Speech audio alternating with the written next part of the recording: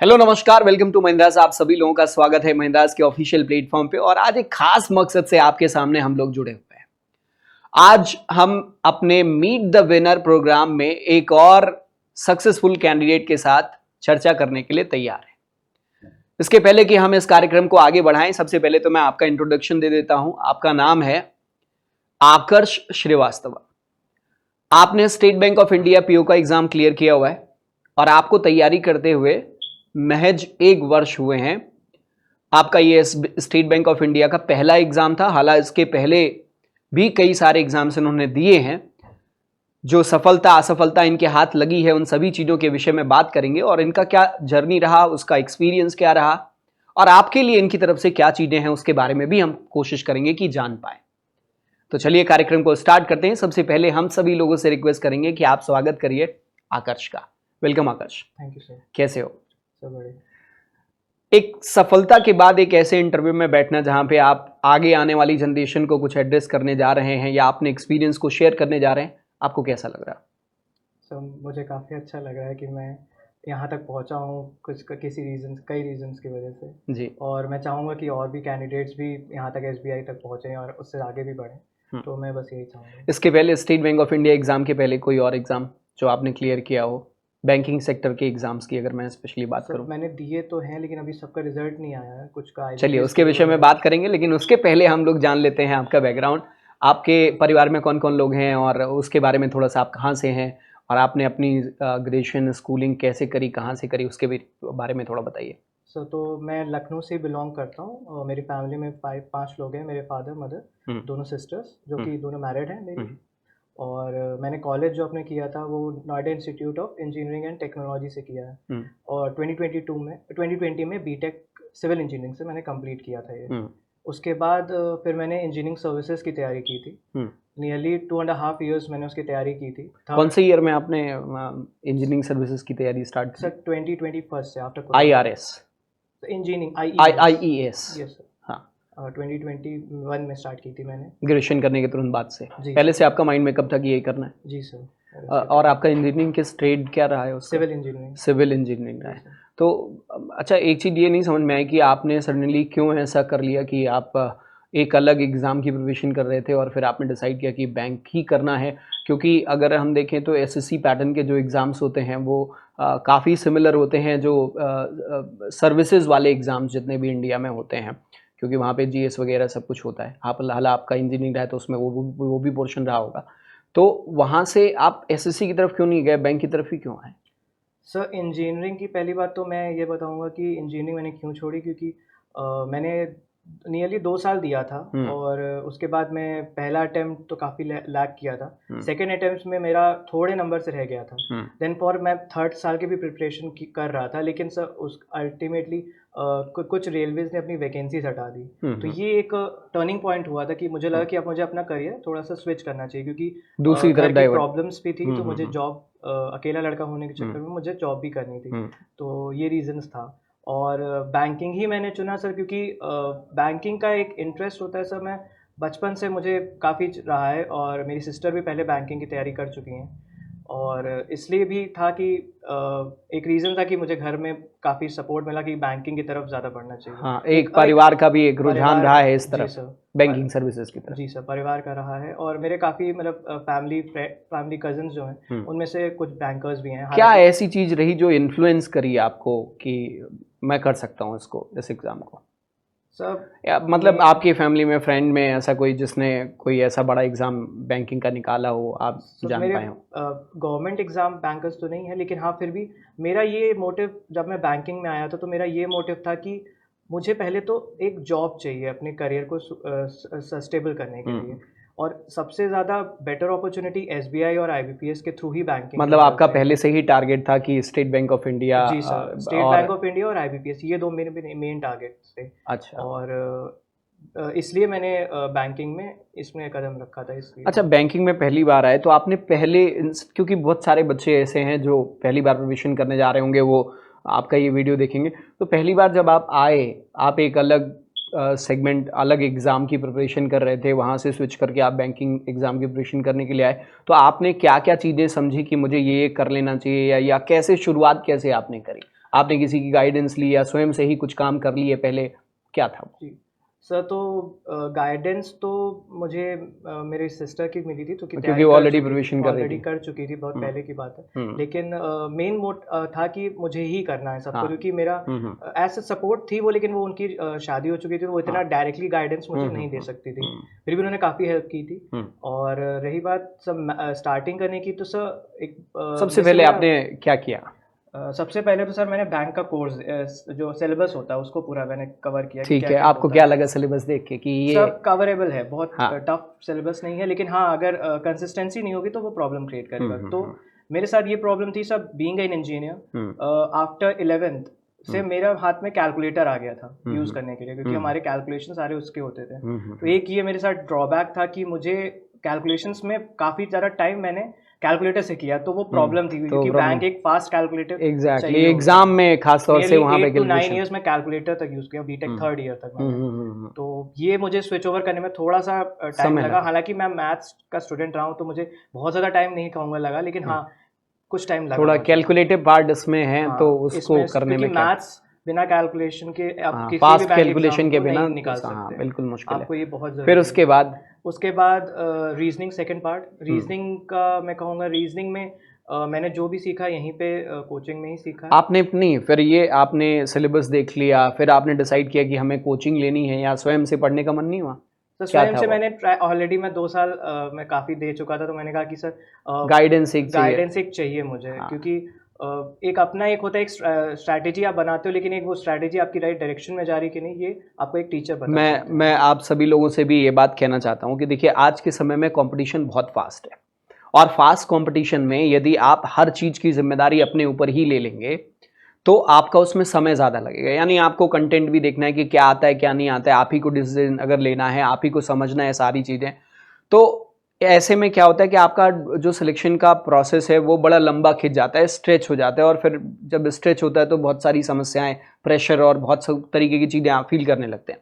तो कम समय में अगर आपको सेलेक्ट होना है, तो कुछ पार्ट जो ज़िम्मेदारी है, वो मेंटोर्स ले लेते हैं। जी है सर। नहीं, आपको जैसे बेसिक्स करा दिया गया, आप कोचिंग में आए, आपको बेसिक्स आपको तैयार हो गया। एक मतलब डायरेक्शन जो आपका प्रॉपर होना चाहिए था, वो इनिशियली आपको प्रॉपर डायरेक्शन मिल गया। जी सर। फिर उसके बाद आप प्रिपरेशन को आगे लेके चले, और हम्म, कैसे आगे लेके चले उसके बारे में बताइए। तो सबसे 2023 की बात है ये। जी सर, 2023 कौन से जनवरी। मंथ में आपने स्टार्ट किया था? सर दिसंबर 22 में, लेकिन मेरी स्टार्टिंग प्रिपरेशन में हाँ, जनवरी में क्योंकि की थी। 23 लास्ट के सारे कैलेंडर्स तब तक आपको पता रहे होंगे, जी और सर, फिर वो, जनवरी में मैं हाँ, अच्छे से प्रिपरेशन जनवरी में मैंने स्टार्ट कर दी जी, 23 में। और तो सबसे सब मेरा तो मेन था कि पहले मुझे अपना जो भी सिलेबस है पहले उसको कवर करना है, maths, reasoning hmm. And English, ये हाँ, दोनों ठीक के है। मुझे पूरे बेसिक्स और जो भी पूछा जाता है उन सब की पूरी डिटेल्स चाहिए, तो ये सब पहले मैंने थॉरली कवर किया। ठीक है। और इसके बाद उस समय मैंने सर जीए का मैं जीए का स्पेशली मेंशन करूँगा कि जीए मैंने केवल डेली स्टार्ट की थी उस समय, कि ओके। मैं डेली नोट्स बनाता था, हाँ। और उनको रिवीजन में डेली नहीं कर पाता, लेकिन रिवीजन में वीकली करता था, क्योंकि हम्म, थोड़ा सा टाइम, क्योंकि मैं रहता थोड़ी दूर पे हूँ, हम्म, तो मुझे डेली अप डाउन करना पड़ता था, तो हम्म, इसलिए मैं डेली नोट्स नहीं पढ़ पाता था। हम्म। फिर ये सब मैंने किया। उसके बाद मैं कहूँगा कि फिर मैंने जब मेरा पहला प्री का प्रिपरेशन पूरी कंप्लीट हो गई। मतलब आपके बेसिक फाउंडेशंस क्लियर हो गए। जी सर। वो कितना समय लगभग आपको, जो जो क्लासेस लगी होंगी, 3 महीने? नहीं सर, लगभग 3 वो, महीने लगे थे। हाँ, हालाँकि मैं मॉक टेस्ट सर मैं पहले महीने से ही देना स्टार्ट कर दिया था बहुत मैंने। अच्छी बात है। हाँ, ये मैंने ये ये मॉक टे पॉइंट आप बहुत सभी लोगों को नोट भी करना चाहिए, मॉक क्योंकि टेस्ट मॉक टेस्ट में कई बार बच्चे वेट करते हैं, लाइक कि हम पूरा कोर्स कंप्लीट कर लेंगे और फिर हम मॉक टेस्ट देंगे, पर वैसा नहीं होना चाहिए। बात ये है, आप एग्री भी करेंगे इस बात से, कि जब आप मॉक टेस्ट शुरुआत से ही देने लगोगे ना, तो मॉक के क्वेश्चंस देखते देखते आपको कुछ क्वेश्चंस होंगे जो हर दिन दिखेंगे, और आपको समझ में आएगा ये मैं पढ़ा नहीं है।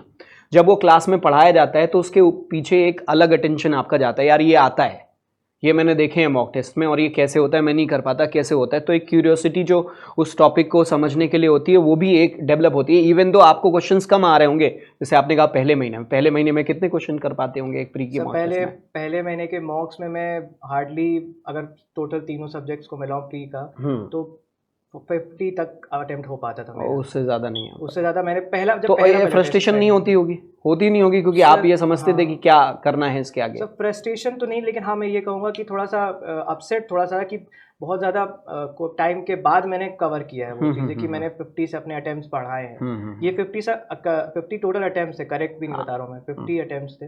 मैं पहला टेस्ट की ही बता रहा हूँ क्योंकि उसके बाद हाँ। सारा याद नहीं मुझे, लेकिन हाँ काफ़ी टाइम लगा मुझे, 3 महीने के एंड तक मुझे वो काफ़ी पेस इम्प्रूवमेंट हुआ था, हाँ, पेस हाँ। इम्प्रूवमेंट हुआ था। अच्छा, एक और चीज़ बताइएगा, ये 2023 के सारे एग्जाम्स आपने दिए, कौन कौन से एग्जाम दिए और उसका क्या स्टेटस है अब आज के समय में या क्या रहा, वो जरूर बताइएगा। जी सर, मैंने सबसे पहले RRB PO, RRB clerk, IBPS ये आपके पहले एग्जाम्स रहे होंगे, फर्स्ट बिल्कुल पहले वाले, जी सर, है ना? ये 2023 की, हाँ, फिर क्या हुआ इसमें, और इसका रिजल्ट क्या रहा?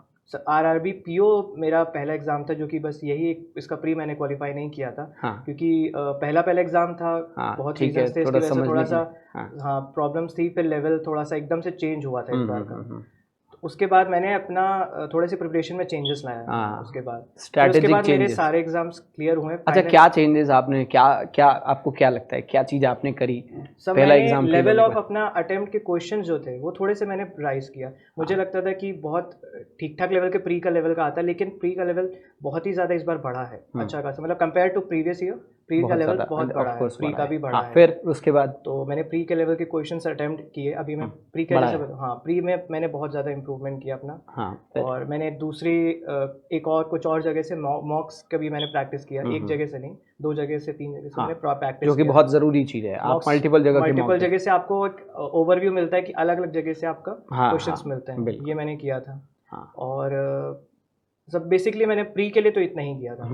फिर मैं मेंस की बात जैसे नहीं, अभी फिर ये आपके जो एग्जाम्स रहे, आईबीपीएस आरआरबी आपने दिया, पीओ दिया, जी सर, इसमें नहीं हुआ, फिर क्लर्क आपने दिया होगा, आरआरबी क्लर्क दिया था? सर आरआरबी क्लर्क में मेरा प्री हुआ था। प्री हुआ था, मेंस में क्या प्रॉब्लम रही उसमें? मेंस में मैंने क्लियर, मैं मेंस में केवल 2 नंबर से रह गया था मेरा फाइनल हाँ, सिलेक्शन। तो वहाँ पे क्या लगता था कि सर वो उस मेंस, आपको आरआरबी मेंस देने के बाद, क्लर्क का मेंस देने के बाद तो ये रियलाइज हो ही गया होगा कि आपकी प्रिपरेशन जो है वो प्रिलिम्स लेवल की है, हाँ, या मेंस लेवल के लिए अभी हमें और पुश करने की जी जरूरत सर, है, तो उसके लिए क्या किया?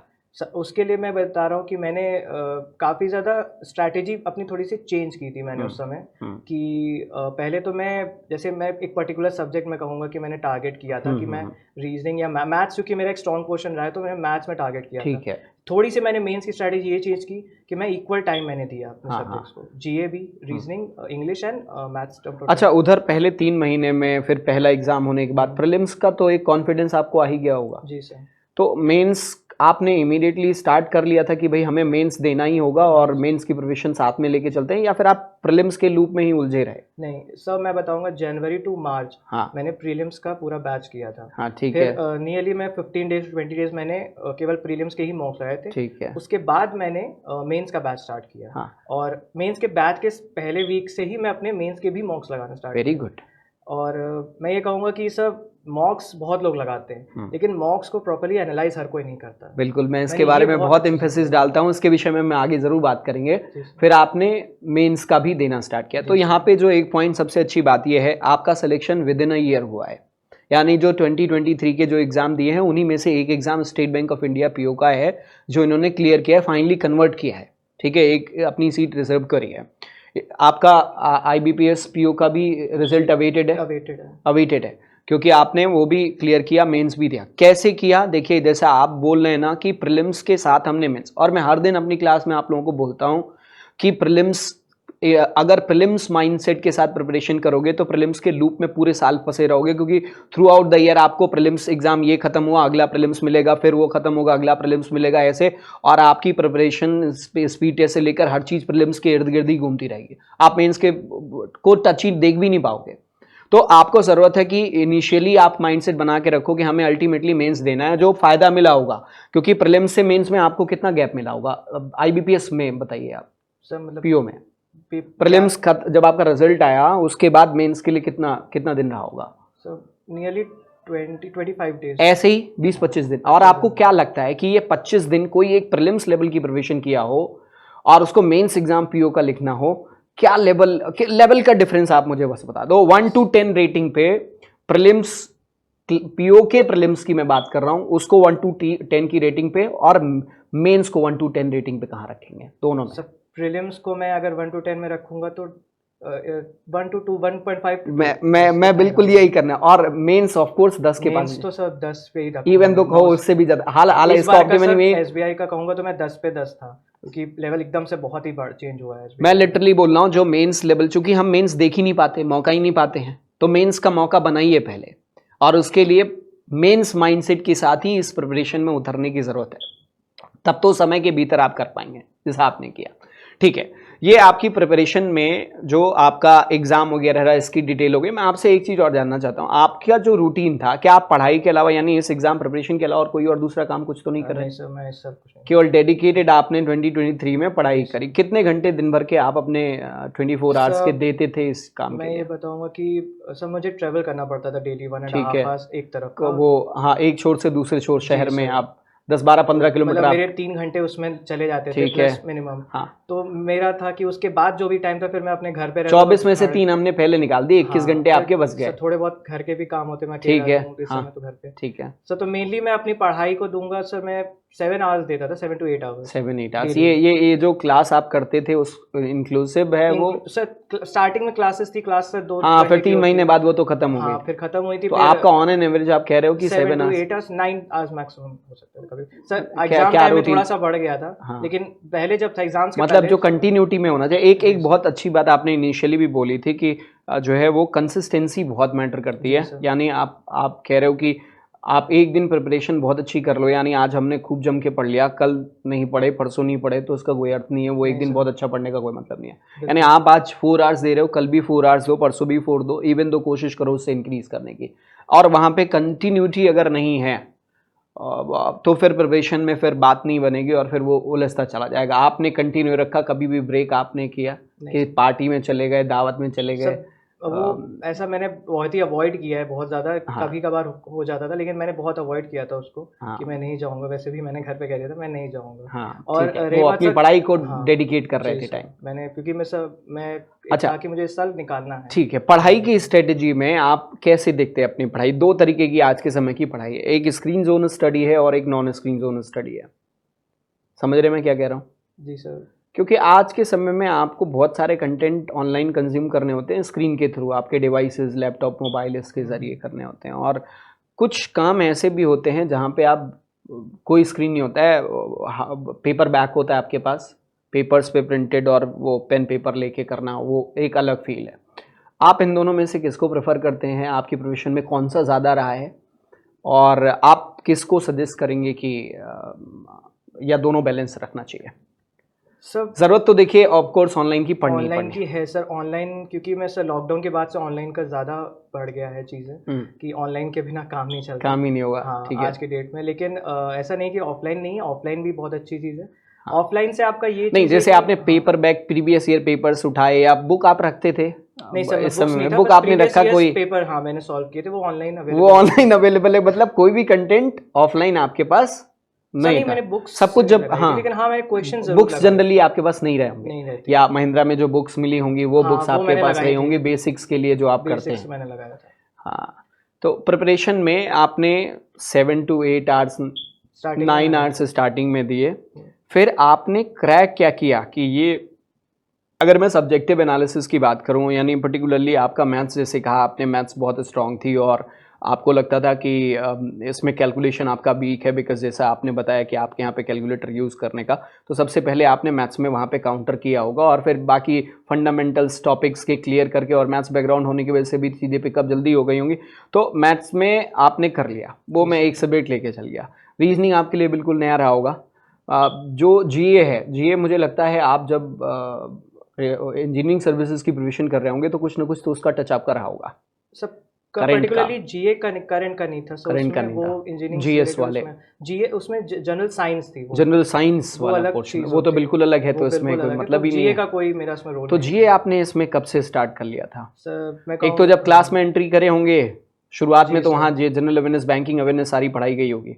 फिर उसके बाद आप करंट अफेयर्स, क्योंकि बहुत मैटर करता है, जी सर। क्योंकि ये एग्जाम में तो बहुत ज़्यादा करंट इश्यूज से रिलेटेड, इवन स्टैटिक भी आता है तो वो करंट से रिलेटेड ही आता है। जी सर, बिल्कुल। तो आपने वो कब से स्टार्ट किया तो और कब रियलाइज़ हो गया कि ये जीए ऐसे करना चाहिए और क्या करना चाहिए? सर जीए का स्टार्टिंग फ्रॉम द डे मैं ज्वाइन किया था, ठीक उसके है। 1-2 दिन बाद मैंने शुरू कर दिया था अपनी पढ़ाई जीए की। हम्म, मैं नोट्स बनाता था, कैसे भी अफेयर्स क्लाउड जैसे मैंने देखा कि हम्म, मैंने उससे नोट्स बनाए हैं। हाँ, और कुछ न्यूज़ मुझे पेपर से मिलती थी। हम्म, पेपर्स मुझे काफ़ी उसमें फ़ायदा लगा। मैं पूरा रीड नहीं करता था, इंपॉर्टेंट न्यूज़ पेपर से। हाँ। और बाकी मेरा पर आपको तब तक आइडिया जरूर लग गया रहा होगा कि कौन सी न्यूज़ आपके इस particular exam point of view से इम्पोर्टेंट है, जी सर। या कुछ भी पढ़ते थे? नहीं सर, कुछ भी नहीं पढ़ता था, ऐसे हिंदू पढ़ने को सर। एडिटोरियल, ऐसा बहुत ज़्यादा एम्फेसिस हाँ, होता है, हिंदू बहुत। एडिटोरियल पढ़ने की ज़रूरत होती जी है, आप सर। पढ़ते थे?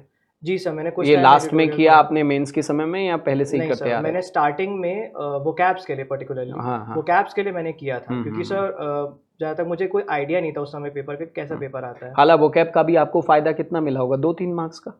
हाँ सर, हालांकि मैं कहूँगा कि वोकैब्स पढ़ना बिल्कुल चाहिए, हाँ। लेकिन आप सब वोकैब्स अगर याद करने जाओगे तो वो आपसे नहीं होगा। नहीं होगा। आपको यानी आप अगर रनिंग आप कंटेंट हाँ, अगर रनिंग कंज्यूम कर रहे हैं हाँ, आप, तो उसमें अगर जो समझ में आ रहा है, जी ट्रेंडिंग सर। जो वर्ड्स होते हैं वो जी सर। आपको दिख जाते हैं रनिंग कंटेंट में, जी है सर। ना? और वही ट्रेंडिंग वर्ड ही हमारे ख्याल से जनरली एग्जाम्स में भी आपके पैसेजेस हो गए या कोई भी हो गया जहाँ समझने की भी ज़रूरत है, तो वो वही आपकी रीडिंग अच्छी रही, क्योंकि जैसा आपने बोला जी। आईसीएसई बोर्ड आपका रहा है, जी सर। तो इंग्लिश का पोर्शन कैसा था? सर इंग्लिश में मैं कहूँगा कि पर्टिकुलरली मुझे बहुत ज़्यादा उसमें टाइम नहीं देना पड़ा, ऐसा नहीं कि मैंने क्योंकि दिया नहीं। रीडिंग आपकी ऑलरेडी अच्छी थी। हाँ, रीडिंग मेरी थी। हाँ हालाँकि मैं अभी आगे बताऊँगा डिस्क्रिप्टिव की चीज़ें हाँ थोड़ी-सी, लेकिन हाँ। मुझे मैं कहूँगा कि ग्रामर मैंने केवल एक बैच किया था। देन उसके बाद मैंने अपने मॉक्स बहुत दिए उसमें इंग्लिश ठीक में, है। और मॉक्स में सर मेन ये था कि जैसे कोई मैंने ग्रामर का कोई क्वेश्चन देखा जो आउट ऑफ द मुझे लगा कि ये बहुत अलग है, इसमें मतलब इसका हाँ कुछ एरर अलग चीज़ है, हाँ। तो वो मैं नोट करता था अलग से कि मुझे ये चीज़ें नोट करनी है, ये आगे जाके मैं रिवाइज़ करूँगा, तो यानी ये ये चीज़ एरर वापस फिर से नहीं होनी फिर से चाहिए। नहीं आनी चाहिए। वो ये चीज़ें वो बहुत करेक्शन ज़रूरी का, हैं। क्योंकि करेक्शन। मार्किंग बहुत ज़रूरी है। यानी अगर आप आईने के सामने खड़े होकर अपनी कमियों को देख पाते हैं, अपने चेहरे पे कहाँ कमी है, तभी आप उस पर काम कर पाएंगे, तभी आप उसमें दुरुस्त कर पाएंगे, कुछ इंप्रूवमेंट करने के लिए सोचेंगे, कर पाएंगे। अगर आपको पता ही नहीं होगा, आपको एहसास ही नहीं होगा कि आपकी कमियां कहाँ हैं, तो आप इम्प्रूवमेंट की बात तो दूर की ही हो गई। तो जैसा आप कह रहे हैं कि आपने स्पॉट करने स्टार्ट किए, और उसका सबसे बढ़िया तरीका आपने किया कि आप नोट डाउन करते थे। जी सर, जो वो कि मार्क करना बहुत ज़रूरी होता है, क्योंकि आपको डे इन डे आउट वो पता होना चाहिए कि यहाँ पे लैग कर रहे, यहाँ पे सही कर रहे, और ये इसको दुरुस्त करने की ज़रूरत है। फिर हम आते हैं मॉक टेस्ट के पार्ट पे। आप कितना मॉक टेस्ट देते थे, तो हमारा प्रीलिम्स और मेंस का कॉन्सेप्ट खत्म हो जाएगा। फिर हम मेंस के एग्जाम के डिस्क्रिप्टिव की भी बात करेंगे, ठीक है? तो मॉक टेस्ट आप कितना देते थे? सर मॉक टेस्ट अगर मैं प्री की बात करूँ तो प्री में वीक में जैसे 2 से 3 मैं देता था। ठीक है। स्टार्टिंग में मैंने 2 से 3 दिया है, जब तक मेंस का मेरा बैच नहीं स्टार्ट हुआ था, 2 से 3 मैं देता था। प्लस ऑनलाइन मॉक्स में अलग देता था। तो ये सब मेरा मेन था, मैं मॉक्स ही देता था, कोई मैंने अलग से वो कुछ अलग से बुक्स नहीं लगाई बुक्स नहीं मुझे। लगाई। हाँ, मैंने मॉक्स ही केवल प्रेफर किया है, क्योंकि सर उसमें एक चीज़ का फ़ायदा है कि आपको एक टाइमर चल रहा होता है। बुक्स में सर आप कई बार लोग टाइमर लगाते, कई बार छोड़ देते, वो टाइम का कोई बाउंडेशन नहीं है। देखिए मॉक टेस्ट भी ऐसा है कि मॉक टेस्ट कई सारी चीज़ों की प्रिपरेशन के लिए है, सिर्फ वो क्वेश्चन तक ही सीमित नहीं है। वो टाइम मैनेजमेंट से लेकर आपके बहुत सारे सवाल होते हैं कि हम कहाँ से स्टार्ट करें। आपने किसी से पूछा होगा कि इंग्लिश में हम पहले आरसी करें, या फिर हम पहले पैराजंबल के क्वेश्चंस करें, या फिर हम कोई और सवाल पहले करें? आपने किसी से पूछा, या आपने मॉक टेस्ट देते देते खुद ही एनालिसिस कर लिया होगा कि हमें कौन सा करना है? तो ये मॉक टेस्ट का ही एज है। में मैंने काफ़ी गलत तरीके से अटेम्प्ट किया था, फिर मैंने धीरे-धीरे पर कई गलत तरीके अटेम्प्ट करने के बाद ही आपको सही तरीका, आपका अपना सही तरीका, जी सर बिल्कुल, एक आपका जो तरीका है वो दूसरे के हिसाब से सही हो, क्या ऐसा ज़रूरी है? बिल्कुल नहीं। आप इंग्लिश में रीडिंग बहुत अच्छी है तो आरसी पहले उठा सकते हैं, पर मेरी इंग्लिश में रीडिंग बहुत अच्छी नहीं है, तो क्या मैं आरसी उठा सकता हूँ? तो मैं आपको सजेस्ट नहीं कर सकता। यानी सबके लिए ज़रूरी है। मॉक टेस्ट सिर्फ मॉक टेस्ट तक ही सीमित नहीं है कि वो एक सवाल तक ही है, वहाँ पे प्रैक्टिस तक ही। उसके अलावा भी बहुत सारे फैक्टर्स हैं जो मैटर करते हैं, जो मॉक टेस्ट आपको बताएगा, और ये आप सब लोगों को करना चाहिए जो लोग सीरियस प्रिपरेशन की तरफ आगे बढ़ रहे हैं और ऐसे सेलेक्ट होना चाहते हैं कम समय में, ठीक है? बैंग ऑन टाइप का अगर प्रिपरेशन आप करना चाह रहे हैं। खैर, फिर डिस्क्रिप्टिव के लिए बताइएगा।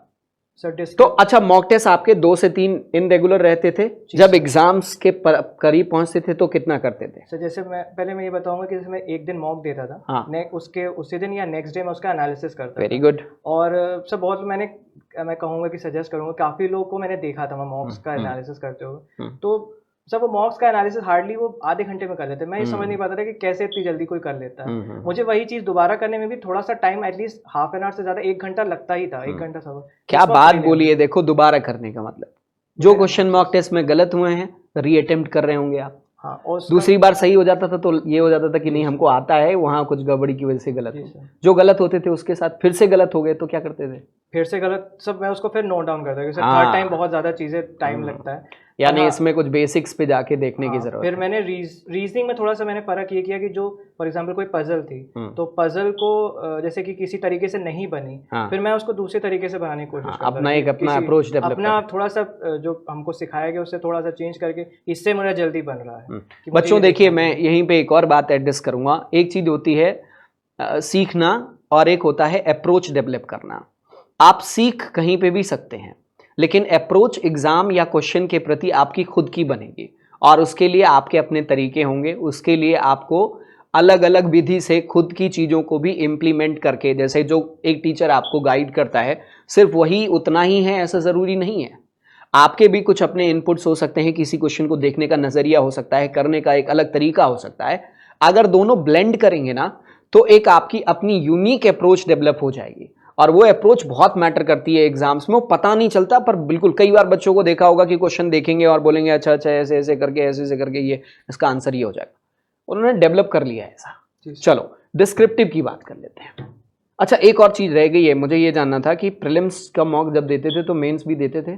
नहीं सर, मेंस का उसके बाद मैंने स्टार्ट किया। जब कब मैंने स्टार्ट किया? जैसे मेंस का बैच स्टार्ट हुआ उसके 1 वीक के बाद मैंने मेंस का बैच आपने 3 महीने बाद स्टार्ट कर लिया था? हाँ, नियरली अप्रैल में मैंने मतलब आपने पहले प्रीलिम्स 3 महीने करे, प्रीलिम्स खत्म करने के बाद फिर मेंस के बैच में ज्वाइनिंग कर ली, और मेंस की प्रिपरेशन आपने स्टार्ट करी। फिर मेंस में जब मैंने मेंस का बैच स्टार्ट किया, मेंस के मॉक दिए, ये सब वो 3 घंटे का जब होता मेंस के मॉक पहली बार मेंस का मॉक दिया होगा तो क्या समझ में आया होगा? है। सब बहुत ज़्यादा ही टफ था। हाँ, क्योंकि तो पेशेंस बहुत क्वेश्चंस डिमांड करता है। जी सर, उसमें मैं सच बताऊँ तो उसमें उसकी रीजनिंग काफ़ी ज़्यादा टफ थी। मुझे जो पहले वाले में याद है हाँ मुझे, हाँ हाँ। क्योंकि उसमें मुझे काफ़ी कम नंबर आई थिंक, बहुत ज़्यादा नंबर नंबर ही नहीं आए। कम नहीं, मतलब देख के भी एक सफोकेशन सा फील होने लगता जी है सर। थोड़ी देर में दिमाग में, चूंकि ऐसा होता है लोड ज़्यादा मतलब लगने लगता है, एक अलग तरीके की फ्रस्ट्रेशन सी आपको फील होने लगेगी मेंस में, और वो हैंडल करना, वो भी सीखना होता है मॉक टेस्ट के जरिए। जी सर। क्योंकि आप प्रीलिम्स दे रहे हैं, प्रीलिम्स में हल्के हल्के क्वेश्चन है, दनादन कर रहे हैं, मजा आ रहा है, दिमाग पे लोड नहीं आ रहा। जैसे आपका माइंड ज़्यादा एंगेज होगा, क्योंकि मेंस के क्वेश्चंस होते ही ऐसे डिजाइंड हैं जी सर। कि वो आपके ये दिमाग पे एंगेजमेंट बढ़ा देंगे। आपके डिवाइस में अगर आप हैवी गेम खेलोगे ना, तो ये भी हैंग करने लगता है। सीपीयू की कैपेसिटी है इसकी, जी सर। तो आपके ब्रेन के साथ भी वैसा ही है।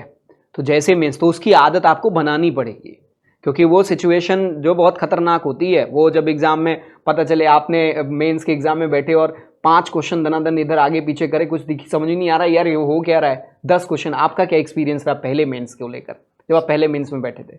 सब काफ़ी बहुत अच्छा एक्सपीरियंस नहीं था, लेकिन हाँ मैंने दिया था। मतलब ये था कि मैं मेंस के क्वेश्चन से कभी भागा नहीं, बस मेरा ये मेन था कि बहुत लोगों को डर लगता है कि सर मेंस का मॉक आज नहीं कल देंगे, कल नहीं परसों देंगे। भागना नहीं चाहिए, मेरा मतलब ये था। बहुत लोग छोड़ देते थे कि मेंस को नहीं हो रहा तो चलो छोड़ दो, वो चीज़ नहीं करनी है। बिल्कुल सही बात है, और पढ़े रहना है। जी सर, अड़े रहना बस वो है। मेंस में आपको अगर आपको लगा कि सर, जिस समय आपको लगा कि अब तो सर नहीं होगा, छोड़ दो, सीधे एग्जाम में देंगे, गया वो खत्म। बस वहीं पे खत्म हो जाएगा। अच्छा, फिर डिस्क्रिप्टिव का आप कुछ बता रहे थे। डिस्क्रिप्टिव के लिए आप पहले, चूंकि एसबीआई दे रहे होंगे तो डिस्क्रिप्टिव देने के लिए था ही, माइंडसेट रहा ही होगा, तो क्या पढ़ते थे और क्या विचार था उसको लेकर? सर सबसे पहले तो बताऊंगा सर, मेरा एक डिस्क्रिप्टिव का एक अलग नज़रिया था कि मैं एटलीस्ट इंग्लिश के बैकग्राउंड से तो थोड़ा सा मुझे था कि मैं एटलीस्ट लिख लूँगा। हाँ, अच्छे से लिख हाँ, पाऊंगा। लेकिन सर जब एग्जाम का होता है, क्योंकि ऑलरेडी सर आप 3 घंटे पेपर दे चुके होते हैं, आपका एग्जॉस्ट हो माइंड चुके हैं। एग्जॉस्ट हो चुका है, तो और उसके बाद सर जस्ट तुरंत ही बात शुरू हो जाता है, हार्डली 1 सेकंड का भी टाइम नहीं मिलता आपको।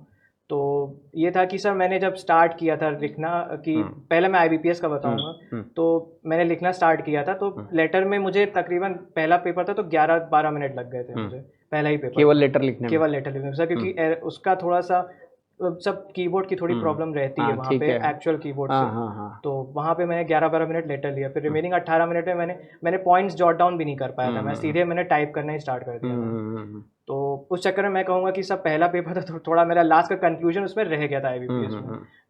ये चीज़ जो थी, मुझे एक लगा कि सर ये मैं इम्प्रूव कर सकता हूँ। नेक्स्ट जब एसबीआई 1 महीने बाद ही था, तो उस ड्यूरेशन में मैंने हर हफ्ते एक लेटर और एक ऐसे में टाइप करता था ऑन माई ओन लैपटॉप पे। बस मेरे अलग से कीबोर्ड भी है उसमें, तो मैंने उस पर टाइप किया था। ये चीज़ मुझे लगा कि मैंने काफ़ी ज़्यादा मुझे फ़ायदा दिए इन एसबीआईपी में। अच्छा, वो एक अजीब सा कीबोर्ड, पुराने टाइप का कीबोर्ड, तो वो रख के किया क्या प्रैक्टिस? सर मेरे पास पुराना नहीं कीबोर्ड सर, रख के जैसा वहाँ मतलब पे मैं मिलता है नॉर्मल एग्जाम। डिटैचेबल कीबोर्ड जो होता है वो मैंने हाँ लगाया हाँ था, हाँ लैपटॉप को कीबोर्ड नहीं यूज़ किया हाँ एक हाँ बार, हाँ, मतलब मैंने जो अलग से रियल किया। फील वहाँ पे दे, क्योंकि जी वहाँ सर, पे कंप्यूटर और कीबोर्ड वो आपको मेरे अलग पास से। था तो मैंने उसको कनेक्ट किया नहीं, था, उससे करना भी किया था। चाहिए भाई, वो जी तो सर, बहुत जरूरी पार्ट है, क्योंकि एक्चुअली एग्जाम आप लेवल का। लैपटॉप पे बिल्कुल अलग फील आता है टाइपिंग का, वो कीबोर्ड पे बिल्कुल अलग फील आता है, हाथ उंगलियां ही नहीं चलती भाई, दोनों में नहीं डिफरेंस आ सर, जाता है बहुत इतना। प्रॉब्लम आती है। तो वो किया आपने, अच्छा किया। फिर आपने डिस्क्रिप्टिव में जब आप ऐसे वगैरह लिख रहे होगे तो उसके लिए कुछ टॉपिक्स होते हैं, जी सर। तो उसके लिए आपके पास पॉइंट, मतलब आपके पास उसकी नॉलेज होनी जी चाहिए। सर। तो जब आपका पीओ का जो डिस्क्रिप्टिव है, आपको कुछ याद है कि वो एससी राइटिंग में क्या टॉपिक उन्होंने दिया था, क्या वो करंट से रिलेटेड था? सर नहीं, करंट से रिलेटेड मैं एसबीआई का मुझे याद है, हाँ, रूरल से रिलेटेड, डेवलपमेंट से डेवलपमेंट रिलेटेड। से कुछ था। हाँ। एग्जैक्टली नहीं याद है मुझे, लेकिन हाँ ये था। तो आई थिंक दो उसमें दो ऑप्शन थे, तो मैंने चूज़ किया था, लेकिन वो करंट से रिलेटेड नहीं था। लेकिन हाँ ये है कि अगर आप थरो रीडिंग करें एडिटोरियल्स की, हाँ हाँ, तो आपको यानी लगेगा कि ये, कहीं ना कहीं से आपको पॉइंट मिल जैसे जाएंगे देखिए लिखने के बात लिए। ये इश्यूज के बारे में, हम्म, जैसे अगर आप आज के समय में बात करें कि आपकी इकोनॉमी के बारे में आपको पता होना चाहिए, आपकी सर्विस सेक्टर इकोनॉमी है किस पे डिपेंडेंट है, आपके एग्रीकल्चर में क्या चीज़ें डेवलपमेंट के पार्ट में हो रही हैं, स्पोर्ट्स को लेकर कैसा डेवलपमेंट हो रहा है, वुमेन स्पोर्ट्स को किस तरीके से बढ़ाया जा रहा है या उसको प्रमोट किया जा रहा है, अदर देन क्रिकेट, बाकी स्पोर्ट्स के लिए गवर्नमेंट क्या कर रही है, तो स्कीम्स या डेवलपमेंट के जिस तरीके के प्रोजेक्ट्स हैं उसके बारे में आपको अवेयरनेस होनी चाहिए। इंफ्रास्ट्रक्चर डेवलपमेंट आपकी कंट्री में किस तरीके से हो रहा है, एफडीआई आपकी कंट्री में किस तरीके से चल रहा है। अगर आपको इन पॉइंट्स के बारे में अवेयरनेस नहीं है तो इन्हीं सबसे रिलेटेड कहीं ना कहीं आपको वो मिलेगा, जी सर। ऐसे लिखने को मिलेगा। तो आप पढ़ते कहाँ से थे, क्योंकि ये कंटेंट कंज्यूम करना होता है, डे इन डे आउट आपको करना ही पड़ता है। आप कहाँ से करते थे इस तरीके के कंटेंट सर को मैं कंज्यूम? पर्टिकुलरली बोलूँ तो जब प्री खत्म हुआ था, उसके बाद मेंस का जब मेरा मतलब मेंस का एग्जाम की डेट्स थी, तो मैंने कुछ टाइम के लिए मैंने न्यूज़पेपर पढ़ा था। हाँ हाँ, ये ठीक मैं है। स्पेसिफिक कहूँगा, मुझे फ़ायदा मिला, क्योंकि एग्जैक्टली वही चीज़ तो नहीं पूछी, लेकिन हाँ, हाँ पर आप वो टॉपिक्स एलिमेंट्स यूज होते एलिमेंट्स हैं यूज़ कई बार होते आपको कोई हैं। चीज जी सर। डिस्क्राइब करने एंड में। आईबीपीएस एसबीआई जो कंडक्ट कराते हैं, वो पेपर जो आप टॉपिक्स उठाते हैं वो जनरली न्यूज़पेपर से लेते हैं। न्यूज़पेपर से ले। आपके चाहे वो हाँ टॉपिक्स जनरली एंटर लेटर, और उस लेटर के तो फिर भी मिल जाता है, लेकिन आपको ऐसे के टॉपिक्स न्यूज़पेपर से ही काफ़ी मिल जाते हैं। ये पुराने भी चीज़ हो सकते हैं, पर वो थोड़े कोई बड़े पुराने, इश्यूज हाँ। होते हैं जो जिस चीज पे आपका व्यू जानने की कोशिश जी करते सर। हैं, वो कि आप किस तरीके की धारणा या सोच रखते जी हैं सर। उसको लेकर। चलिए, ये आपने डिस्क्रिप्टिव का बताया, डिस्क्रिप्टिव के लिए प्रिपरेशन आपने अच्छी करी, इसका मतलब हाँ, एक एसबीआई अलग एसबीआई तरीके की से। एक चीज़ थोड़ी सी अलग है कि आईबीपीएस से अलग है, हाँ कि उसका रिस्ट्रिक्शन है वर्ड लिमिट पे, आप हाँ उससे ज़्यादा नहीं कर सकते। हाँ, ये तो मुझे वो वहीं तो बड़ा, जाके पड़ा। वो भी बड़ा हाँ क्रिटिकल ये होता है, क्योंकि अगर आपने लिखने की आदत नहीं डाली है, आपके ये थॉट्स तो खूब हाँ सारे जनरेट हो रहे हैं। जी और सर। जैसे एक पॉइंट आपने कहा था जो बहुत ज़रूरी होता है, आपने कहा कि आईबीपीएस पीओ का जब डिस्क्रिप्टिव लिख रहे थे तो उसमें उन्होंने पॉइंट्स जॉट डाउन नहीं कर पाए थे। जी तो सर। जहां लिमिटेशन आपको जब मिलेगी तो आपके पॉइंट्स अगर पहले से फ्रेम में आप नहीं बनाएंगे, एक रफ पेपर पे उसको नहीं लिखेंगे, तो आप उस लिमिट के बाहर निकल जाएंगे, या फिर अगर अंदर रहने की कोशिश करेंगे तो मिसमैनेजमेंट हो जाएगा, आपके कंटेंट का सिंक अच्छा नहीं जाएगा। तो वो करना बिल्कुल बेहद जी ज़रूरी सर। चीज़ है, और प्रैक्टिस के दौरान हमें लग रहा है आपने ये काम किया भी जी है। सर। और मैं कहूँगा कि मैंने उसके वजह से लेटर जो मैंने 11 मिनट में लिखा था, हार्डली 7 मिनट्स के अंदर मैंने लिखा था, ये एसबीआई पीओ के मैं बता रहा हूँ। हाँ तो ये मेरा फ़ायदा मिला मुझे, और हाँ। उसके बाद फिर मैंने पॉइंट्स भी टाइप लिख भी लिए थे पेंसिल से। हम्म। तो मुझे थोड़ा सा फ़ायदा इसमें मिला एसबीआई में, कंपैरिजन की लिमिट भी थी, लेकिन फिर भी मैंने कंप्लीट किया अच्छा, था। टोटल कितने इंटरव्यू हुए, ये तो हो गया, कितने इंटरव्यू टोटल दिए सर 2 ही 23 में? तो एक आईबीपीएस पीओ का एंड दिया एसबीआई और पीओ। एसबीआई पीओ का जी दिया। सर। क्लर्क आपने दिया नहीं था? सर दिया था, पर वो दिया था, उसमें तो इंटरव्यू का कोई कॉन्सेप्ट उसमें ही नहीं। कॉन्सेप्ट नहीं है। जी सर। तो क्लर्क हुआ था? जी सर, एसबीआई क्लर्क हुआ, आईबीपीएस क्लर्क हुआ, हम्म। आरआरबी क्लर्क हुआ, हाँ। तीनों मतलब ज्वाइनिंग इनमें से किसकी? सर क्लर्क आरआरबी क्लर्क का मैं 2 नंबर से फाइनल सिलेक्शन रुक गया था मेरा। हाँ, बाकी और सबका तो हाँ हो ही बाकी गया। सबका भी क्लर्क रिजल्ट हो ही गया नहीं। और पीओ आपके एसबीआई और आईबीपीएस दोनों हुए। जी इंटरव्यूज के बारे में बताइएगा। सबसे जी। पहले आईबीपीएस का इंटरव्यू से स्टार्ट करते हैं। क्या था, क्या चल रहा था, और आपके दिमाग में क्या सवाल थे और क्या एक्सपेक्टेशन थी आपको इंटरव्यू को लेकर, और वहाँ पे रियलिटी में क्या हुआ पहली बार में जब आप जी इंटरव्यू सर, के लिए सब गए पहले तो? तो मैं ये बताना चाहूँगा कि जैसे जनरली ये होता है कि हर साल की आईबीपीएस का पहले होता है, इस हम्म। बार एसबीआई का पहले हो गया ठीक था। है। हाँ, तो एक तो चीज़ इसमें फ़र्क तो होता है, ग्रुप जीडी और डिस्कशन, ग्रुप हाँ एक्सेशन ठीक एक्स्ट्रा है। होती है। तो एक जो IBPS का इंटरव्यू देता है उसको थोड़ा सा एक रफ आइडिया, अच्छा खासा आइडिया हो जाता है कि SBI में क्या परफॉर्म करना है। ठीक है। हमारा पहला SBI का ही ठीक इंटरव्यू है, था हाँ। और हार्डली मुझे 10-11 हम लोग को दिन मिले थे फाइनल आफ्टर मेन जो प्रिपरेशन रिजल्ट के आया था हाँ हाँ। और उसके बीच में उस ड्यूरेशन में। तो उस ड्यूरेशन में क्या अपीयरेंस पे ज्यादा काम कर रहे थे कि या नहीं कंटेंट सर, पे? अपीयरेंस एक सिंपल एक डिसेंट अपीयरेंस होनी चाहिए, आपका फॉर्मल्स पहन सकते हैं हम्म, और मेन आपको है कि आपका आप परफॉर्म कैसे करते हैं, आपका जो बिहेवियर है और कंडक्ट है वो देखा जाता है वो वहाँ देखा पे। जाता है, ठीक है। तो सबसे पहले मैं बताऊंगा कि मैंने GA के बारे में उस अच्छा, duration में- जीडी का जो टॉपिक, पहले तो जीडी हुआ होगा, जी सर। फिर पीआई गया होगा। जी सर। जीडी आपका जो है वो मल्टीपल स्टूडेंट्स के साथ में, जी सर। तो कितने थे आपके बैच में, कितने 10 स्टूडेंट लोग थे? थे। 10 लोग थे, 10 लोग। जनरली ऐसे ही होते हैं। जी सर। और फिर उसके बाद ओपन राउंड हुआ इसमें, या ओपिनियन राउंड, फिर ओपन राउंड, फिर ओपन कंक्लूजन GD राउंड? थी, ओपन जीडी GD था। थी। जी सर। तो ओपन जीडी में स्टार्ट आपने लिया या किसी और ने स्टार्ट सर किया? मैंने स्टार्ट नहीं, मैंने टॉपिक क्या था पहले तो ये सर बताएं। टॉपिक था एक उसमें online education versus normal education, मतलब जो बुक्स ब्रेक मोटार या बुक वाले एजुकेशन, ऑफलाइन? हाँ, ऑफलाइन एजुकेशन। ठीक है। बेसिक यही था उसका हाँ, बीच में। इन दोनों के बीच में हाँ, डिफरेंशिएट जी करना सर। था और प्रो एंड कॉन्स दोनों के जी बताने सर, थे। यही फाइनल था, इसमें यही हमारा था। तो टॉपिक हम लोग कहेंगे कि लगता है कि हम लोग बहुत अच्छा अच्छा टॉपिक टॉपिक था, था, क्योंकि हाँ, कोरोना की वजह से काफ़ी ज़्यादा इसके बारे में नॉलेज थी। आपको मैं पूछूं अभी इंस्टेंटली कि ऑनलाइन के नेगेटिव्स बताइए, तो क्या बताएंगे? ऑनलाइन के नेगेटिव्स मैं बताना चाहूँगा कि सर एक तो एक वो नहीं हो पाता है कि आप एक पंक्चुअलिटी नहीं होती है। जनरली लोग क्या होता है कि रिकॉर्डेड लेक्चर्स मिल ठीक जाएंगे है। तो मैं आज नहीं तो कल देख कल लूंगा, देख वो देख लूंगा, लूंगा, ठीक डेली है। एक हैबिट नहीं बन पाती, हाँ, स्पेशली फॉर स्कूल गोइंग। पर अगर कोई चाहे तो इसको भी काउंटर कर सकता बिल्कुल है। सर। देखिए सर, स्कूल गोइंग और कॉलेज गोइंग में वहाँ आई फर्क डोंट है, थिंक कि ये चीज़ें अच्छी बहुत ज्यादा होंगी। वर्किंग है। आप जब प्रिपरेशन कॉम्पिटेटिव करते तो प्रिपरेटरी एग्जाम्स के वो लिए तो बिल्कुल बिल्कुल अच्छी ठीक चीज़ है। है, क्योंकि लोग फार फेच्ड एरियाज में रहते हैं, वहाँ हाँ, पे एक्सेसिबल नहीं है कि डेली हाँ, कहीं जाके पढ़ें। तो आपने उसमें तो कोविड का एक्सपीरियंस भी इंक्लूड करा ही जी सर, होगा कि बिल्कुल कोविड किया। में बच्चों के साथ क्या हुआ जी और सर। क्या, और उसका ऑनलाइन का क्या रहा है, जी सर, वो सबको बिल्कुल। मालूम ही होगा। जी सर। मीम से लेकर हर जगह पे वो दिखता था। जी सर। फिर उसके बाद जब आप आईबीपीएस में गए तो आपका क्या टॉपिक था? बट जीडी तो रहा नहीं होगा, नो उसमें तो सर। इंटरव्यू था, है ना? अच्छा, यहाँ एसबीआई पे आते हैं। जी सर। जीडी खत्म हुआ, फिर ग्रुप फिर आइए exercise. Group exercise. Group exercise हो गई थी। ठीक है, तो ग्रुप उसमें क्या एक्सरसाइज हुआ? सर, उसमें हमारा एक टॉपिक था कि आपके जो मैनेजर ऑफ हैं थोड़ा सा वार्म हेडेड है, मतलब थोड़ा सा उनको ज्यादा गर्मी है। जी सर। तो आप तो उनसे डील कैसे करेंगे, उसमें हाँ, 5 पॉइंट्स थे। हाँ। तो आपको अरेंज करना था कि आपको किस तरीके से पहले पॉइंट कौन सा सिंक बनाना था, मतलब जी सर। क्रोनोलॉजी सेट करनी थी कि ये मैं पहले करूंगा, ये बाद में करूंगा, जी ऐसे? सर, सबको मतलब इंडिविजुअल पैड्स मिले थे कि आपके हिसाब से पहला पॉइंट क्या होना चाहिए जब आपके किसी से ऐसे क्लाइंट से डीलिंग है जो वार्म हेडेड है या फिर मैनेजर। यानी आपके कोर्स ऑफ एक्शन की भी अच्छी कोर्स ऑफ खासी, एक्शन एग्जैक्टली होना चाहिए। वो क्या होना तो चाहिए वो हमारा चला था काफ़ी, मतलब अच्छा गया था हम लोग का।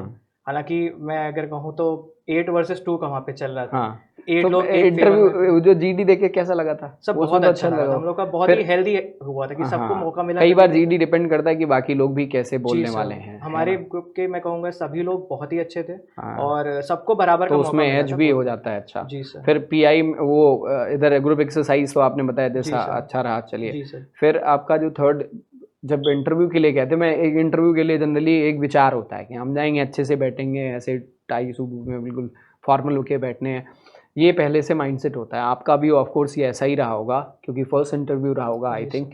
तो जब वहाँ पे गए तो क्या वो जो आपका थॉट था और जो रियलिटी में था उसमें कुछ फ़र्क नज़र आया?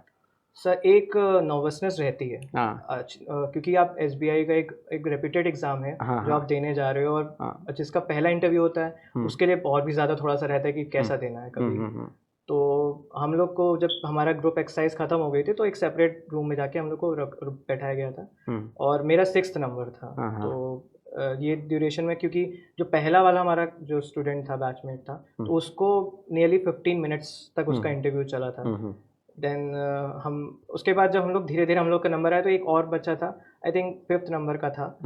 उसको बहुत ज़्यादा मैं कहूँगा कि पैनलिस्ट ने थोड़ा सा कुछ ज़्यादा ही इरिटेट या फिर ग्रिल कर दिया, कह सकता हूँ कि वो नहीं, वो थोड़ा सा वो हैं, परेशान तो, होकर निकला था। ठीक है। तो एक इम्पैक्ट पड़ जाता है कि सर हो सकता है पैनलिस्ट तो नर्वसनेस तो वही डेवलप हुई। नहीं खैर, ये परफॉर्मेंस ये वाला जो प्रेशर होता है वो तो उतना नर्वसनेस तो ठीक है, थोड़ा सा रहता है सर। हाँ, फिर अंदर गए तो फिर क्या हुआ वहाँ पे? सबसे पहले फिर पैनलिस्ट से मैं अंदर गया और पैनलिस्ट वगैरह जी सर ग्रीटिंग्स, ठीक है। और फिर एज एक्सपेक्टेड सर वो कुछ भी पूछ सकते हैं सर। हम लोग जनरली सोच के जाते हैं कि इंट्रोडक्शन से पूछेंगे या कुछ वगैरह, कुछ नहीं।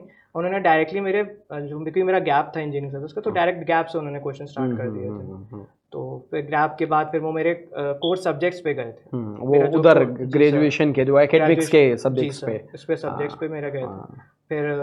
फिर मेरा चूंकि मार्क्स के बारे में भी उन्होंने डिस्कस किया था, कॉलेज के मार्क्स वगैरह। फिर बाय बैंकिंग वगैरह क्यों आए थे, ये सब चीज़ें वगैरह हुई थी। फिर लास्ट में जाके उन्होंने फिर core banking the banking awareness से क्वेश्चन पूछे थे मेरे। अच्छा, आप मुझे एक सवाल का जवाब दीजिएगा, एक बहुत जेन्युइन सवाल है। आपको क्या लगता है ऑनेस्टी इंटरव्यू में ज़्यादा इंपॉर्टेंट रखती है या फिर प्री मेडिटेटेड और बिल्कुल फैब्रिकेटेड, बिल्कुल स्टैंडर्ड टाइप का आंसर करना ज़्यादा अच्छा होता है? सब मोस्ट ऑफ द टाइम आपकी ऑनेस्टी ही सब, यानी आपको नेचुरली जो है वो है, बिल्कुल ऑनेस्टी आपकी, यानी जैसे आपने बोला गैप्स को लेकर, जी सर, है ना, तो सिंपली ये सवाल हो गया आपका गैप क्यों हुआ। आप उसके लिए दुनिया भर के तरीके बता सकते, क्योंकि प्रूव तो करने की जरूरत वहाँ पे है नहीं आपको। कुछ भी बोल सकते हैं, अच्छा सा साउंड करने वाला बोल सकते हैं, कन्विंसिंग ज़्यादा बोल सकते हैं, बट एक तरफ रियलिटी होती है। दूसरा ये कि आपसे पूछा कि जैसे मैंने भी आपसे ये सवाल किया कि आप जो है वो इंजीनियरिंग सर्विसेज से स्विच करके, ये उन्होंने भी आपसे पूछा ही होगा, ऑफ कोर्स ही बात है। अगर उन्होंने ये पूछा तो उसका दो तरीके का आंसर हो सकता है या अलग अलग तरीके के आंसर होते हैं। आपने कौन सा सच वाला चुना या जो आपके साथ हुआ वैसा ही आपने प्रेजेंट किया या कुछ और किया? जी सर, मैंने वही बताया जो एक्चुअल में हुआ था, क्योंकि सर उसका एक अलग कॉन्फिडेंस भी होता है। जी सर, बिल्कुल कॉन्फिडेंस एक अलग होता है कि मैंने जो भी बताया सच था, कि सर जो भी रीज़न था। और इसका रीज़न ये कि अगर आप झूठ बोलेंगे तो आई थिंक कहीं ना कहीं आप पकड़े जा ट्रेस हो जाता है, कहीं ना कहीं आपके बिहेवियर पैटर्न में, आपके हैंड्स में या फिर कोई भी आपके पैटर्न में आपको डिस्कस नहीं, और आपके आंसर्स वो ग्रिल करने में भी वो कहीं ना कहीं रिफ्लेक्ट हो जाएगा। जी सर, वो करके इसमें हो जाता है। तो इस तरीके से आपका इंटरव्यू समाप्त हुआ। इंटरव्यू देने के बाद क्या लग रहा था? सब मैं दे के आया, फिर तकरीबन सर मेरा 12 मिनट चला था इंटरव्यू। तो क्या लग रहा था कि कम है ज़्यादा है?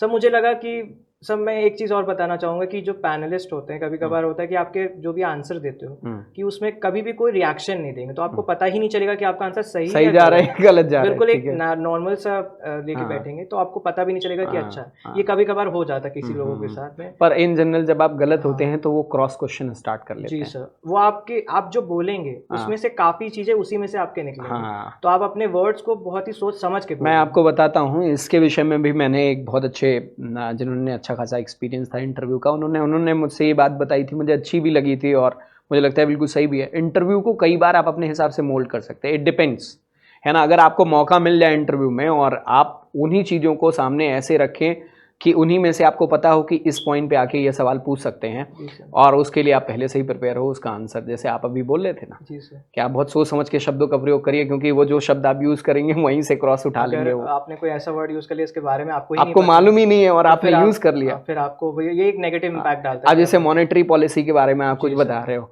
और आपको पूछ लिया MSF, आपने बीच में कहीं MSF कॉरिडोर शब्द यूज़ कर लिया और आपको मालूम ही नहीं है, उनको पता है कि ये ट्रिगर करना है यहाँ पे, वो फौरन से वहीं पूछ लेंगे कि ये है क्या, इसके बारे में थोड़ा सा बताइए।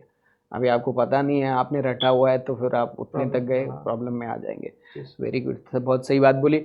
अच्छा, अल्टीमेटली अब तो ये सब रहा, तो आपने इंटरव्यू दे दिए, कैसा लग रहा था, एक्सपेक्टेशन क्या थी? और आपका चूंकि SBI पहले हुआ था, IPS बाद में हुआ था, तो क्या चल रहा था? सब पहला इंटरव्यू था, तो मुझे लगा कि सब मैं अपने इंटरव्यू को किसी से कंपेयर नहीं कर सकता, क्योंकि रूम में तो क्या होता है, हाँ।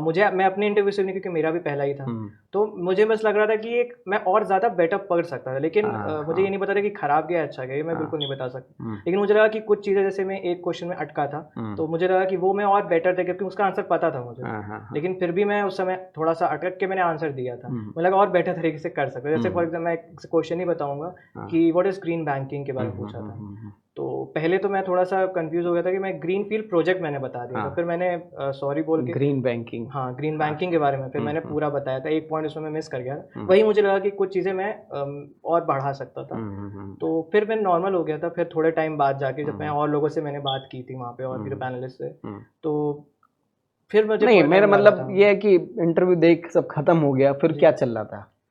सब फिर सारा इंटरव्यू हो गया, 23 के सारे एग्जाम हो गए, रिजल्ट तो तब तक नहीं आ रहा होगा, लास्ट एग्जाम तक। सर मुझे उम्मीद थी कि सर मेरा SBI भी होगा, मेंस अच्छा गया था, मैं ये कहूँगा। तो आपको लगा था कि इंटरव्यू में थोड़ा कम भी अगर हो गया तो? हाँ, मुझे लगा था कि मेरा शायद मेंस का अच्छा गया है, तो ओवरऑल मुझे वो कवर हो जाएगा, एज मिल सकता है। मैं अगर इंटरव्यू में थोड़ा सा अगर कम हूँ, क्योंकि मेरा जीडी पर इंटरव्यू में रहा कैसा? इंटरव्यू में कहूँगा कि मैं आउट ऑफ 30 अगर मैं अपने आप को दूंगा तो 18 to 20 मैं दे सकता हूँ। बिल्कुल सही। थोड़ा सा मैं कहूँगा वीक था, वो भी ज़्यादा कर सकता। फिर आईबीपीएस अभी तो करने का होगा नहीं आपका, आईबीपीएस की भी ज्वाइनिंग आ रही होगी? हाँ, उसका रिजल्ट अभी तो नहीं आया, इंटरव्यू का रिजल्ट आना है बाकी है, है ना? जी। फिर एसबीआई का ज्वाइनिंग का कब तक है? सर उसकी ज्वाइनिंग, उसकी ट्रेनिंग अभी तो ट्रेनिंग के भी होगा, फिर उसकी भी नहीं आई है। चलो ठीक है ना? आप अल्टीमेटली बच्चों को, जो बच्चे देख रहे हैं यहाँ तक इंटरव्यू में पहुंचे हैं, क्योंकि कन्वर्सेशन जब हम करते हैं किसी सिलेक्टेड कैंडिडेट से तो हम कई बार डायरेक्टली नहीं, आप समझदार अगर हैं तो आप बहुत सारी चीज़ें यहाँ से ले सकते हैं, निकाल सकते हैं। फिर भी मैं आपसे चाहूँगा आप कंक्लूड ज़रूर करिएगा कि एक बच्चा जो पहली बार प्रिपरेशन कर रहा है या ऑलरेडी जो प्रिपरेशन कर रहे हैं, आपके हिसाब से उनको क्या करना चाहिए और उसके पहले क्या नहीं करना चाहिए, उसके बारे में ज़रूर बताइए। क्या नहीं करना चाहिए पहले, फिर हम बात करेंगे क्या करना चाहिए। तो सबसे पहले अगर किसी बच्चे ने अभी प्रिपरेशन स्टार्ट की है और वो पहले अटेम्प्ट में अगर करना चाहता है या फिर वो करना चाहता है, सिलेक्शन लेना चाहता है, तो सबसे बड़ी चीज़ है कि आपको कंसिस्टेंसी मेंटेन करनी होगी अपने सब्जेक्ट्स में। आप प्रिपरेशन कर रहे हो, हर कोई करता है, कुछ चीज़ें आपको अलग करनी चाहिए। जैसे कि पहले कि आप, हाँ एक चीज़ और मैं बोलना चाहूँगा कि आप जब प्रिपरेशन कर रहे हो आपको बहुत लोग मिलेंगे कि ये ऐसे कर सकते हो, वो ऐसे कर सकते हो। आपको हर एक की बात पे ध्यान नहीं देना है, आपको अपने एक स्ट्रैटेजी बनानी है। आप सबकी बात पे सुनोगे क्योंकि हर कोई इंडिविजुअल है, और उसका अपना एक तरीका फिर आप खोते चले जाओगे कि आप इधर भी जाएं या उधर जाएं। ये चीजें बिल्कुल भी नहीं होनी चाहिए। आपको अपनी ही पढ़ाई पे ध्यान देना है, अपने ही क्वेश्चन, अपने तरीके पे कस्टमाइज आपका तरीका अपना होना चाहिए, कॉन्फिडेंस अपने तरीके पे आपको होना चाहिए। क्योंकि ये अगर आप खड़े हुए तो फिर आप बहुत ज्यादा भटकते रह जाओगे। बहुत सारे बच्चे अलग अलग हो जाते हैं। तो और सबसे बहुत बड़ी चीज़ है जो कि मैंने देखा है काफ़ी लोगों को होते हुए। दूसरा चीज़ मैं बोलूँगा कि आप जब प्रिपरेशन कर रहे होते हो तो एक सब्जेक्ट्स को लेके किसी पे टारगेट नहीं करना है आपको, क्योंकि आपको पता है आपको एग्जाम निकालना है, आपको किसी चीज़ में पीएचडी नहीं करनी है। आपको इक्वली सब्जेक्ट्स को इक्वली इंपॉर्टेंस देना है और बैलेंस बना के चलना है अपने जीए में, रीजनिंग में, मैथ्स में और इंग्लिश में। क्योंकि ये एग्जाम निकालने के लिए आपको ये चीज़ बहुत ज़रूरी है। हर कोई, बहुत लोग होते हैं जो केवल एक सब्जेक्ट, उनका स्ट्रॉन्ग सब्जेक्ट्स को उसको पकड़ लेते हैं कि इसमें तो मैं बहुत मजा आ रहा है, बस मजे ही लेते जा रहा है, मैं इसमें सबसे ज़्यादा कर लूंगा, मुझे बाकी की ज़रूरत नहीं पड़ेगी। लेकिन ऐसा नहीं होता है, स्पेशली मैं कहूँगा मैथ्स और रीजनिंग के लिए, क्योंकि बहुत ही ज़्यादा लेवल टफ आता है। आप उतने टाइम फ्रेम में सारे क्वेश्चंस नहीं कर सकते, उसके लिए स्ट्रेटजी, बैलेंस अप्रोच आपको लेके चलनी पड़ेगी अपने सारे सब्जेक्ट। अच्छा, क्या करना ही चाहिए? सबसे सर कंसिस्टेंसी, एक तो जो आपने बात शुरुआत में ही बोलती है, जी सर, है ना? मतलब आपको डेली एक रूटीन आपका होना चाहिए, वो होना ही चाहिए। You can not compromise with that, है ना? किसी भी मीन में नहीं कर सकते। बाकी आपने कहा मॉक टेस्ट, उसके अलावा सर मॉक टेस्ट के अलावा मॉक्स के analysis, that's the very much important. क्योंकि मॉक टेस्ट सिर्फ दे दिया और आपने अपने कमियों को नहीं आकलन किया उसका, तो इम्प्रूवमेंट की गुंजाइश फिर नहीं है। आप स्पॉट करोगे कमी तो करोगे। ये मेंस के लिए सब बहुत ज़रूरी है, मेंस में, क्योंकि 3 घंटे का होता है। उसके बाद 3 घंटे के बाद आप उसको फिर 3 घंटे देके एनालाइज करना बहुत ज़रूरी है। ये क्योंकि एक बहुत लोग नहीं कर पाते, क्योंकि थोड़ा बहुत किया या फिर जैसा होता है कि जैसे कि एक क्वेश्चन होता है आपका बन भी गया मेंस में, फॉर एग्जांपल मॉक्स में, लेकिन आप दोबारा उसको इसलिए करते हैं क्योंकि चाहते हैं कि आप उसको और कम टाइम फ्रेम में करें। ये बहुत ज़रूरी चीज़ है, हर कोई नहीं करता है, तो ये करना चाहिए कि आपको, क्योंकि टाइम, एक बैंकिंग एग्जाम्स में टाइम का बहुत बड़ा रोल है जो कि हर कोई को पता होता है, तो टाइम के लिए मैनेजमेंट बहुत ज़रूरी है। आकर्ष से बात करके हमें बहुत अच्छा लगा। आकर्ष, बस मैं ये चाहूँगा आप इन विद्यार्थियों को जो कल के फ्यूचर के ऑफिसर हैं, बैंकिंग में जाना चाहते हैं, जाएंगे, इनको आप आखिरी क्या कहना चाहेंगे? सब मैं बस यही कहना चाहूँगा कि आप लोग अपनी पढ़ाई करिए, कंसिस्टेंट रहिए, और सबसे ज़्यादा ज़रूरी कि आप जो भी चीज़ कर रहे हैं, प्रैक्टिस कर रहे हैं, मॉक कर रहे हैं, उसमें बस कॉन्फिडेंस आपको होना चाहिए कि आप सही डायरेक्शन में जा रहे हैं। आपको अपने ऊपर कॉन्फिडेंस रखिए, क्योंकि सर बहुत ज़्यादा टाइम में ऐसे टाइम आएगा कि आपको लगेगा कि अब नहीं हो रहा है, छोड़ दूँ, नहीं होगा, क्योंकि सर बहुत लोगों को काफ़ी टाइम लग जाता है निकालने में। तो आपको बस अपना डिमोटिवेट नहीं होना, अपने आप को डिस्ट्रैक्शन से दूर रखिए, डिमोटिवेट ना होइए और अपनी पढ़ाई करते रहिए, बाकी सक्सेस आपको ज़रूर मिलेगी। ये बहुत ज़्यादा होता है। मैं उम्मीद कर रहा हूँ आकाश के साथ जो हमारा कन्वर्सेशन हुआ, वो कन्वर्सेशन आपके लिए बहुत फ्रूटफुल रहा होगा। आप अगर देखते देखते यहाँ तक पहुँच गए हैं तो यकीनन आप एक सिंसियर कैंडिडेट हैं, और अब मुझे इसके आगे आपको कुछ बताने और गाइड करने की ज़रूरत नहीं है, बाकी आप खुद समझदार हैं। तो thank you so much for watching this video. Aakarsh thank you so much thank you sir. यहाँ पे आने के लिए और हमारे बच्चों को गाइड करने के लिए, आप अपना एक्सपीरियंस शेयर करने के लिए। फिर हम ऐसे ही मुलाकात करते रहेंगे आप सभी लोगों से। और लेकिन जाने से पहले, है ना, एक जो छोटा सा हमारी तरफ से जो हम कर सकते हैं आपके लिए, चूँकि आपने कुछ अचीव किया हुआ है और हमारे अम्ब्रेला के अंदर रह के अचीव किया हुआ है, तो हम चाहते हैं कि हमारी तरफ से इसमें कुछ भेंट है जो आपकी पढ़ाई लिखाई से ही संबंधित है, ये आप स्वीकार करें। थैंक यू सो मच और आप ऐसे बेहतर भविष्य की शुभकामना करते हैं। आगे का प्लान ज़रा बता दीजिएगा क्विकली। सर फिलहाल तो अभी मैं बैंकिंग में हूँ। तो कौन सा एग्जाम आगे कुछ बचा रह गया? जी सर, मैं अभी कुछ टाइम में आरबीआई ग्रेड बी की भी स्टार्टिंग करना चलिए, ग्रेड बी वाले में भी मैं आपको फिर ऐसे ही प्रेजेंट करूंगा। उम्मीद कर रहा हूँ कि आपका ज़रूर हो जाएगा। और जाने से पहले एक छोटा चलते चलते सवाल मैं आपसे पूछ लूँ? जी सर। सवाल ये है, सोशल मीडिया इस दौरान आपकी ज़िंदगी में कितना क्लोज था या कितना दूर था? सर मैं इसके लिए बोलना चाहूँगा कि सोशल मीडिया एक बहुत ज़्यादा डिस्ट्रैक्शन है आपके लिए। तो मैं स्टार्टिंग में कहूँगा कि मैं भी बहुत ज़्यादा एडिक्टेड था और मैं कॉलेज से बहुत ज़्यादा एडिक्टेड था, लेकिन इस ड्यूरेशन में मैंने एक एहसास कर लिया। हाँ, मैंने एक चेंज अपने से लाया कि मैंने सारे अनइंस्टॉल कर दिए ऐप्स, और अगर मुझे कभी देखना होता था तो मैं क्रोम पे जाके लॉग इन करता था। यस, गेटिंग वो कॉम्प्लिकेटेड होने की वजह से बहुत फ्रीक्वेंसी, लॉग आउट कर दिया था मैं। ये चीज़ मैं करा था मैंने, तो मुझे इसका फ़ायदा मिला था काफ़ी से। ये चलिए, थैंक यू सो मच। बहुत अच्छा लगा आपसे मिलके और बात करके। मैं उम्मीद कर रहा हूँ कि आप भी ऐसे ही हमारे साथ एक दिन बैठेंगे और हम लोग गुफ्तगू कर रहे होंगे, आगे लोगों को गाइड करते रहेंगे। आपके लिए बहुत सारी शुभकामनाएं, आप जल्दी सफल होंगे, इस बात की कामना करते हुए आप सभी लोगों से अलविदा लेते हैं। Thank you so much watching this video. Thank you so much for connecting with us. All the best. Bye bye and take care. Thank you.